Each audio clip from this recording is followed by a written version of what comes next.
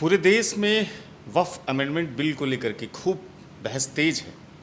बिहार की बात करेंगे तो नीतीश कुमार ने समर्थन किया है, लेकिन जनसुराज पार्टी ने उसका विरोध किया है।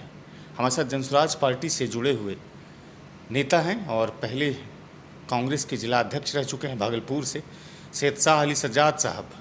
नाम बदल दिया गया है वक्फ अमेंडमेंट बिल का और उम्मीदें नाम रखी गई है, लेकिन चूंकि अल्पसंख्यक बिरादरी से आते हैं, माइनॉरिटी से आते हैं, तो अल्पसंख्यक को कितनी उम्मीदें हैं इस वक्फ बिल से, हम जुड़ते हैं इस वीडियो में। उम्मीद नाम रखा गया है। पहले 1995 अधिनियम था, लेकिन अब उम्मीद नाम रखा गया। तो इस वक्फ के नए कानून से कितनी उम्मीदें हैं आपको?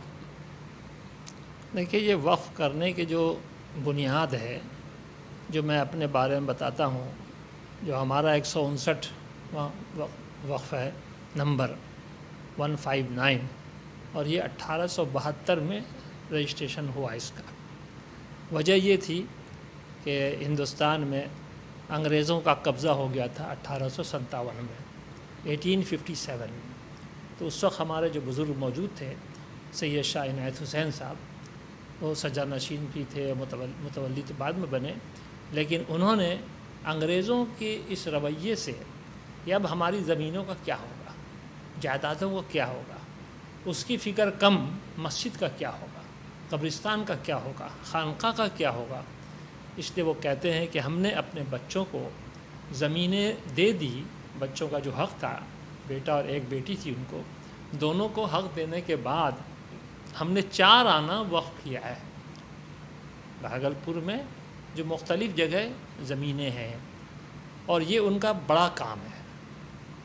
ये एक तो उनका बड़ा काम है कि रजिस्ट्रेशन करा दिया, सिर्फ इस वजह से कि अंग्रेज़ हमारी ज़मीन छीन लेंगे और काबिज़ हो जाएंगे, लुटा देंगे, बर्बाद करेंगे। इसलिए उन्होंने इसकी हिफाजत के लिए मस्जिद, मदरसे और खानका, कब्रिस्तान की हिफाजत के लिए उन्होंने वक्फ किया। और दूसरा जो बड़ा काम किया, वो उन्हीं के परपोते सैयद शाह फ़ख्र आलम साहब ने, जो इस ज़मीन पर मार्केट बनाया, शाह मार्केट। ये पूरी ज़मीन में आज फिर उसमें हमारे वालिद साहब ने, फिर हमने भी दुकानें बनाते चले आए। जो आप समझिए कि 1926 से दुकानें बनना शुरू हुई और 2026 आ रहा है, अभी दुकानें बन रही हैं। तकरीबन 1200 दुकानें हैं और तकरीबन 50,000 मुसलमानों को इस सरज़मीन से फ़ायदा होता है। कारोबार है, उनके भी बच्चे पल बढ़ रहे हैं, कोई पढ़ा रहा है, कोई अच्छी शादी कर रहा है, अच्छे मकान बना रहा है, इससे इतना फ़ायदा हुआ। ये वक्त इनायत हुसैन 159 की देन है। हाँ, तो इन 2 बुज़ुर्गों ने बड़ा काम किया। और फिर हालांकि उसमें हेड्स में ये भी है कि किन किन पर ये ख़र्च होगा, और वो ख़र्च हो रहा है। और सबसे बड़ी मिसाल ये है कि भाई इस मार्केट से 50,000 लोगों को फ़ायदा हो रहा है। 1000 दुकान है, हर दुकान में एक आदमी ऑनर होता है, लेकिन उसकी फैमिली 5-7 आदमी की, तो आप सोचिए 5000 हो गया। फिर हर दुकान में स्टाफ है, कहीं 10 भी है, कहीं 5 भी है, कहीं 2 भी है, कहीं 20 भी है, कहीं 40 भी है। दर्जियों का है कारोबार। इस तरह से आप सोचिए कि कितना आदमी हुआ। अब नए कानून से क्या इसका नुकसान, क्या फ़ायदा होगा? अब ये देखिए, हमको जो नया कानून लग रहा है वो बताया तो यही जा रहा है। देखिए, जब किसी के हाथ में छुरी है, दे दी गई, तो अब कहाँ से काटेगा, क्या करेगा, उस पर डिपेंड। हाँ, ये तो उसके ऊपर है। और कोई आदमी संजीदा जहन वाला अगर कोई कानून बनाता है तो उसमें वो ख्याल रखेगा दूसरों का कि भाई गरीब भी हो, इनका भी ख्याल हो जाए, उनका भी ख्याल। लेकिन जिसके मस्तिष्क में क्राइम छुपा हुआ है, क्राइम छुपा हुआ है, नफरत, क्राइम है यानी लूटना। कोई आदमी लूट रहा है हिंदुस्तान को। आप सोचिए कि कितनी सारी चीज़ें बिक गई, प्राइवेट हो गई, अब लोग बेकार हो रहे हैं, लोग पलायन कर रहे हैं, मुल्क छोड़ रहे हैं, हज़ारों की तादाद में लोग मुल्क छोड़ के चले गए, और ये सब चीज़ें हो रही हैं। तो जिनको आप दे रहे हैं कि भाई उनको ये दे दो, उनको ये दे, तो उनके पास ज़मीन कहाँ से आएगी? उसी के लिए आपने 4 साल वाला फ़ौजी बनाया कि 4 साल के बाद रिटायर होगा, उन्हीं ज़मीनों पर वो गार्ड का काम करेगा। ये जो आपकी साजिशें हैं वो बिल्कुल मुल्क के बिल्कुल ख़िलाफ़ हैं। सिर्फ वफ़ के नहीं, पूरे मुल्क के ख़िलाफ़ है, पूरे मुल्क के आवाम के ख़िलाफ़ है।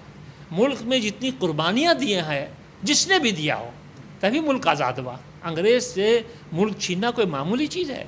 लेकिन सरकार कहती है सर कि इससे तो मुसलमान दबे कुचले जो हैं, वंचित हैं, उनका फ़ायदा होगा। वक्फ जिनके पास था वो कुंडी मारे बैठे थे, वक्फ की संपत्तियों को वो बेच रहे थे, इसलिए हम लोग संशोधन किए हैं। हम इस पर कैसे यकीन कर लें उनकी इन बातों पर, क्योंकि और चीज़ें जो आप लूट रहे हैं, क्या इसको नहीं लूटिएगा? ललन सिंह ने कहा, जदयू के जो सांसद हैं और केंद्रीय मंत्री भी हैं, कहा कि जिस सदन में हम लोग बैठे हैं, लोकसभा के सदन में, कल वक्फ यहाँ भी कह देगा कि हमारा है। समझ रहे हैं इस बात को? नहीं, ऐसी बात नहीं है। देखिए, पूरा मुल्क हमारा था।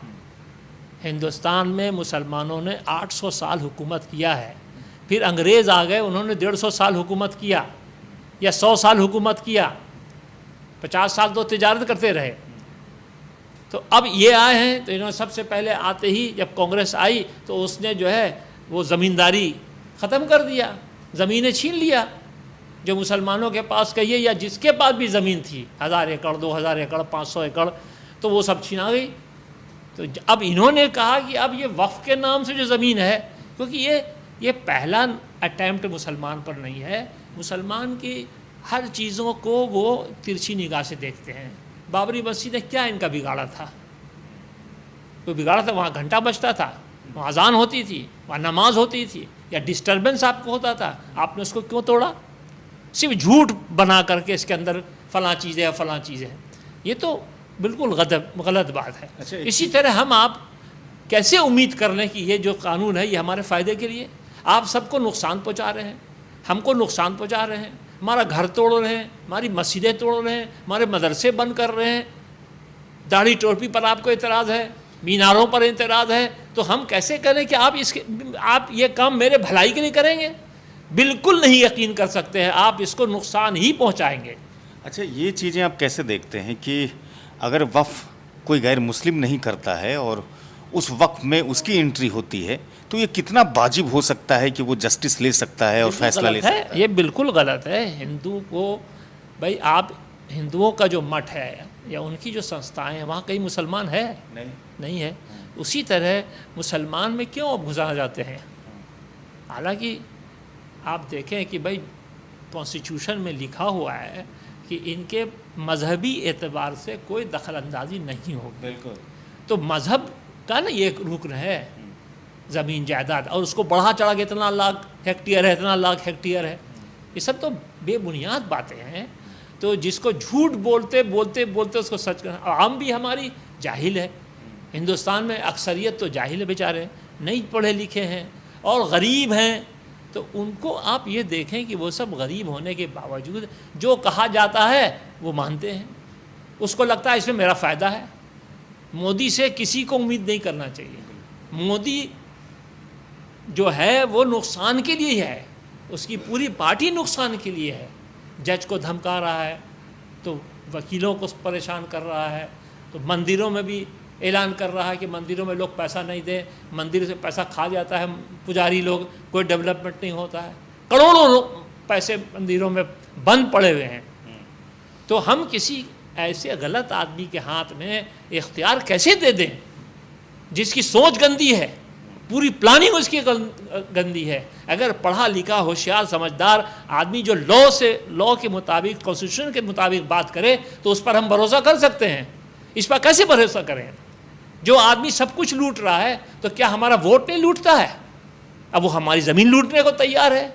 इस पर भरोसा करना बिल्कुल नहीं चाहिए। और जो इनका साथ दे रहा है इस षड्यंत्र में, वो सब मुजरिम हैं, वो सब गलत हैं, क्योंकि वो हमारे कानून पर हाथ रख रहा है और हम कानून की बात करते हैं। जब लिखा हुआ है उसको मिटा नहीं सकता। आपकी तादाद हो जाएगी तो आप मुसलमान को हिंदू कर दीजिएगा, हिंदू को मुसलमान बना दीजिएगा, सबका खतना करवा दीजिएगा या उसमें चमड़ा लगवा दीजिएगा। आपके इख्तियार में कुछ नहीं है। और ऐसे आदमी के हवाले करना मुल्क, ये सबसे नादानी, सबसे बड़ी बेवकूफ़ी है हम जैसे आवाम की। देखिए, शाह अली सज्जाद साहब थे जो खुद वक्फ 159 शाह मार्केट के परिवार से ताल्लुक़ रखते हैं, और इनका कहना है कि मोदी और उसकी पार्टी दोनों ही झूठी है और ये किसी का भला नहीं कर सकती है। लिहाजा इस तरह के कानून का सीधा मकसद बस वही है कि लोगों को नुकसान पहुंचाने। इस वीडियो को लोगों तक पहुंचाइएगा, चैनल को सब्सक्राइब नहीं किया है यूट्यूब पर तो आप सिटी टाइम्स को सब्सक्राइब कर लीजिएगा।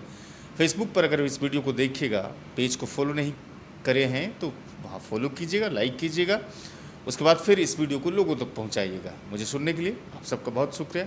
कैमरे के पीछे मंजर मेहनत कर रहे थे।